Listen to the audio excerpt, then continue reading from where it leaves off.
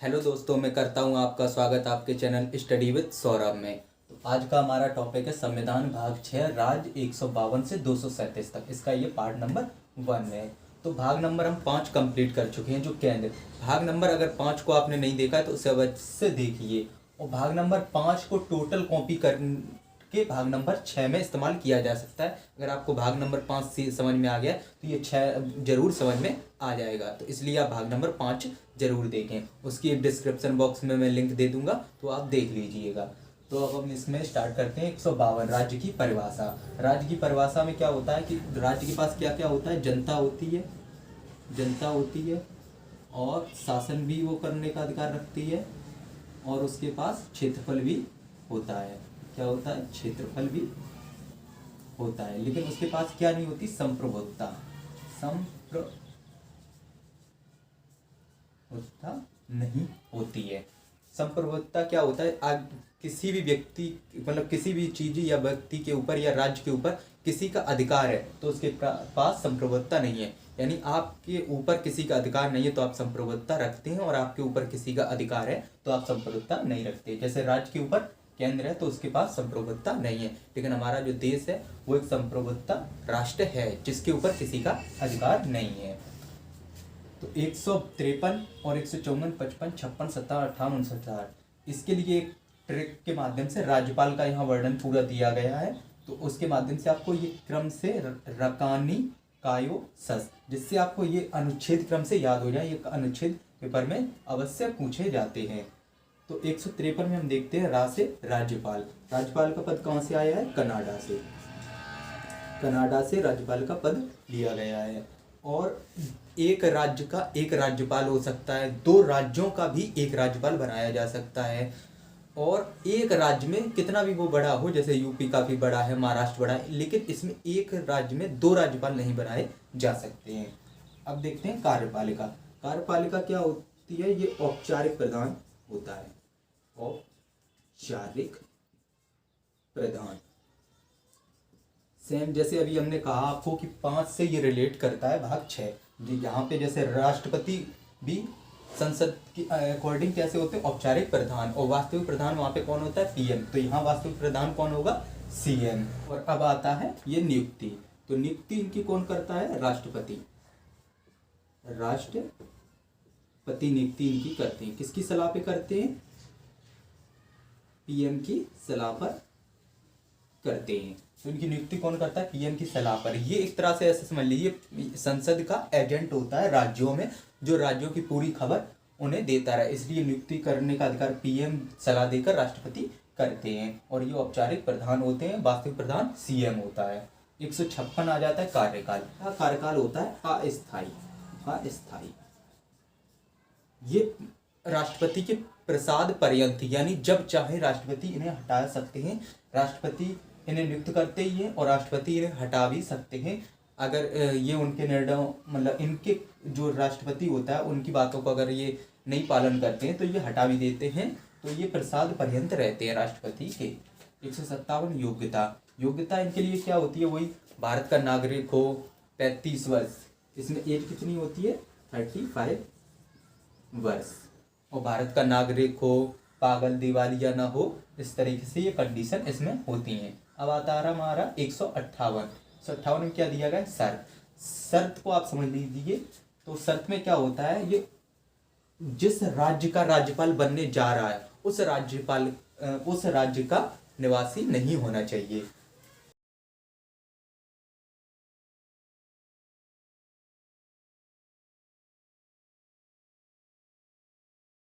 तो जिस राज्य का राज्यपाल होता है उस राज्य का निवासी नहीं होना चाहिए। ये इसकी शर्त एक स्पेशल कंडीशन है, क्योंकि अगर उसी राज्य का वो राज्यपाल होगा जिस राज्य से वो निवास करता है, तो वो जब राष्ट्रपति शासन लगता है तब वो अपने अधिकारों का फायदा उठाएगा। वो अपने ही रिश्तेदारों को विभागों में भर्ती कर देगा।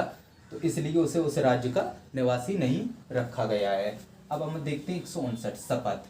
और इसमें वही शर्तों में एक और शर्तें होती हैं, जैसे कि वो विधानसभा का सदस्य नहीं होना चाहिए, विधानमंडल का नहीं होना चाहिए, यानी पूरे विधानमंडल का सदस्य नहीं होना चाहिए, और ऊपर संसद का भी सदस्य नहीं होना चाहिए। 159 शपथ इन्हें कौन दिलाते हैं? हाई कोर्ट के चीफ जस्टिस, हाई कोर्ट के जो चीफ जस्टिस होते हैं वो इन्हें शपथ दिलाते हैं। तो इस प्रकार से ये हमारा राज्यपाल वाला पोर्शन कंप्लीट होगा। इससे रिलेटेड और भी अनुच्छेद हैं, हम उन्हें भी देखते हैं अगली नेक्स्ट वीडियो में। तो इसका स्क्रीनशॉट आप ले लीजिए। तो दोस्तों ये हमारी स्लाइड तैयार हो चुकी है। तो इससे पहले 159 तक हम देख चुके हैं। तो आप देखते हैं 160 से आकस्मिक स्थिति पर राष्ट्रपति राज्यपाल के नियंत्रण के लिए बोल सकते हैं। यानी जो राज्य में अगर कोई आकस्मिक स्थिति आती है तो वहाँ सीएम अगर जैसे कार्य संचालन नहीं कर पा रहे हैं तो राज्यपाल को वो नियंत्रण के लिए बोल सकते हैं। और 161 आता है राज्यपाल की क्षमादान शक्तियाँ, और ये उसके लिए भी आता है राष्ट्रपति के लिए भी, वो 72 में दिया गया राष्ट्रपति की क्षमादान शक्तियाँ। तो यहाँ पर इसकी शक्तियाँ क्या होती हैं, वही सेम शक्तियाँ होती हैं जो उसमें हमने बताई थी, लेकिन इसमें क्या होता है, ये सैन्य विभाग से यानी और मृत्यु की सज़ा को माफ़ नहीं कर सकते हैं, अदरवाइज ये हर सज़ा को माफ़ कर सकते हैं। अब हम देखते हैं 162 राज्य की कार्यपालिका शक्ति मंत्रिमंडल का विस्तार। तो राज्यपाल जो होंगे वो इसका विस्तार करते हैं, राज्यपाल। तो मंत्रिमंडल का विस्तार कौन करते हैं, राज्यपाल करते हैं। 163 राज्यपाल को सलाह, राज्यपाल को सलाह कौन देते हैं, मंत्री परिषद। इसका अध्यक्ष कौन होता है, सीएम। यानी राज्यपाल को सलाह कौन देता है, सीएम मंत्रिपरिषद का जो अध्यक्ष होता है। 164 में देखते हैं सीएम की सलाह पर राज्यपाल अन्य मंत्रियों की नियुक्ति करेंगे। यहाँ क्या कहा गया था, विस्तार करेंगे, यानी अगर उसमें बढ़ाना चाहें तो बढ़ा भी सकते हैं, और यहाँ नियुक्ति करते हैं। ये किसकी सलाह पे करते हैं, सीएम की सलाह पर नियुक्ति उनकी करते हैं। राज्यपाल सीएम की सलाह पर मंत्रिमंडल की नियुक्ति, यानी जो भी मंत्री बनता है, जैसे आपने देखा होगा कि राज्य का भी गृह मंत्री होता है और खाद्य मंत्री, परिवहन मंत्री, इस प्रकार से जो नियुक्ति करते हैं वो राज्यपाल करते हो। केंद्र में कौन करता है, पीएम की सलाह पे राष्ट्रपति करता है। 165 महाअधिवक्ता, उस केंद्र में क्या था, महान्यायवादी, इसमें महाअधिवक्ता एडवोकेट जनरल। इसका क्या होता है कि ये हाईकोर्ट के जज, हाईकोर्ट के जज योग्यता, ये इसकी योग्यता होनी चाहिए, हाईकोर्ट के जज के बराबर इसकी योग्यता होनी चाहिए। इसकी नियुक्ति कौन करता है, राज्यपाल।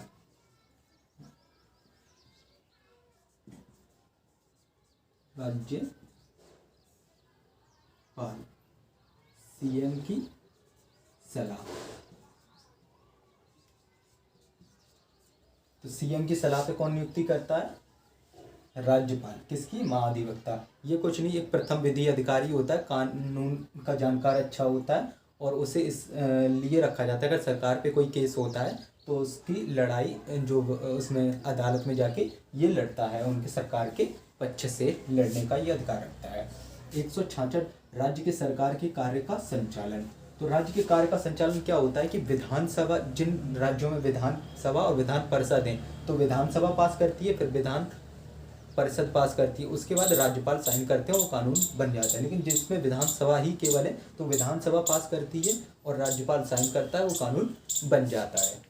167 राज्यपाल को सीएम जानकारी देंगे। तो जो भी उसमें घटना घट रही हो विधानमंडल के अंदर, सीएम उसकी जानकारी राज्यपाल को देंगे। अब हमारा आ जाता है 168 विधानमंडल।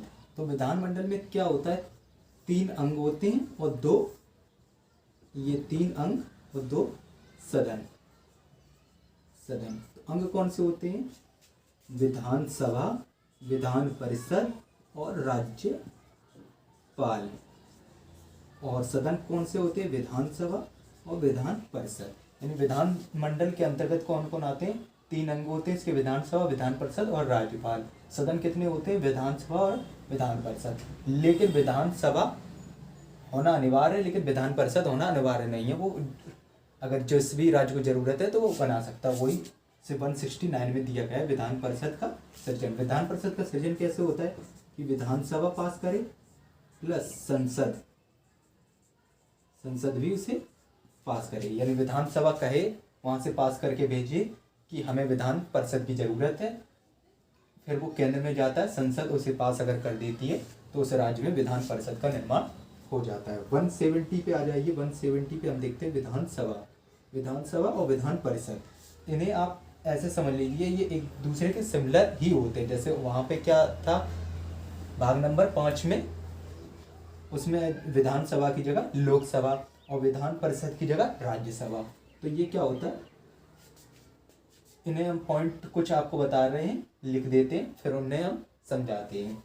तो दोस्तों इस प्रकार से ये हमने लिख दिया है। प्रत्यक्ष, अस्थायी, निम्न और प्रथम सदन किसे कहते हैं, विधानसभा को, और ये अप्रत्यक्ष, स्थायी और उच्च और द्वितीय सदन। प्रत्यक्ष सदन क्यों कहते हैं, क्योंकि इसमें चुनाव खुद हम जनता भाग लेती है, इसमें नहीं लेती है। अस्थायी सदन ये कभी भी भंग हो सकता है, ये 5 साल चले या न चले, लेकिन ये स्थायी होती है, ये चलती ही रहती है। ये निम्न सदन होता है क्योंकि ये भंग हो जाती है। ये उच्च सदन होता है क्योंकि ये भंग नहीं होती है। ये प्रथम सदन होता है, इसी से सारे कार्य स्टार्ट होते हैं, यानी जो भी सत्ता है विधानसभा के पास ज़्यादा होती है और इन्हें सदन कहा जाता है।